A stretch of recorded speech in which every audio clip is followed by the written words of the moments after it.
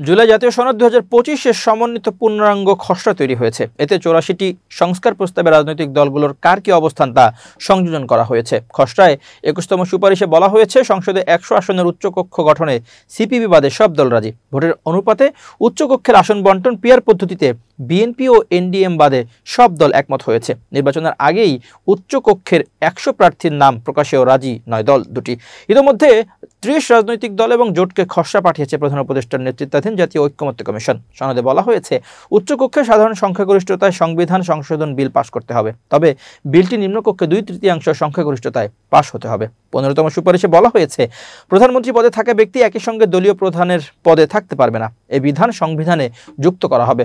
BNP, NDM, 12 দলীয় জোট ও জাতীয়তাবাদী সমমনা জোট এ সুপারিশে নোট অব ডিসেন্ট দিয়েছে।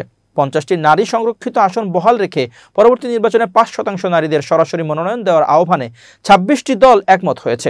জামাত এতে নোট অব ডিসেন্ট দেওয়ার কথা বললেও দেয়নি। নির্বাচন কমিশন নিয়োগে সাংবিধানিক কমিটি গঠনে সব দল রাজি হলেও দুদক, কর্ম কমিশন, ন্যায়পাল, মহাহিসাব নিরীক্ষক ও ন্যায় পাশের ক্ষেত্রে বিএনপি 4টি দল নোট অব ডিসেন্ট দিয়েছে। সনদে বলা হয়েছে, সংবিধানের 6(2) অনুচ্ছেদ সংশোধন করে বাঙালি জাতির পরিবর্তে বাংলাদেশি পরিচয় হবে নাগরিকদের। এতে 31টি দল ও জোট একমত হয়েছে। সংবিধানের 8, 48, 56, 142 এবং তত্ত্বাবধায়ক সরকারের ব্যবস্থা সংক্রান্ত অনুচ্ছেদ সংশোধনে গণভোটের বিধান করতে 30টি দল ও জোট একমত হয়েছে। রাষ্ট্র পরিচালনার মূলনীতিতে সাম্য, মানবিক মর্যাদা ও সামাজিক সুবিচার, গণতন্ত্র এবং ধর্মীয় স্বাধীনতা ও সম্প্রীতি সংযোজন করতে 31টি দল ও জোট একমত হয়েছে। সংসদের উভয় কক্ষের এমপিদের গোপন ভোটে রাষ্ট্রপতি নির্বাচনে একমত হয়েছে 28টি দল।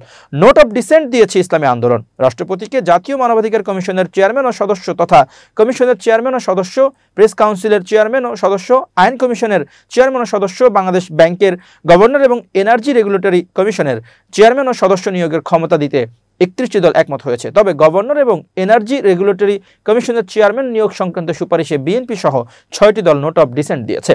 তত্ত্বাবধায়ক সরকারের প্রধান উপদেষ্টা নিয়োগে প্রধানমন্ত্রী, বিরোধী দলীয় নেতা, স্পিকার, বিরোধী দলীয় ডেপুটি স্পিকার এবং তৃতীয় বৃহত্তম দলের প্রতিনিধি নিয়েই বাছাই কমিটি গঠনে সব দল একমত হয়েছে। এই কমিটি সরকারি দল, বিরোধী দল এবং তৃতীয় বৃহত্তম দলের প্রস্তাবিত নাম থেকে একজনকে প্রধান উপদেষ্টা নিয়োগ দেবেন।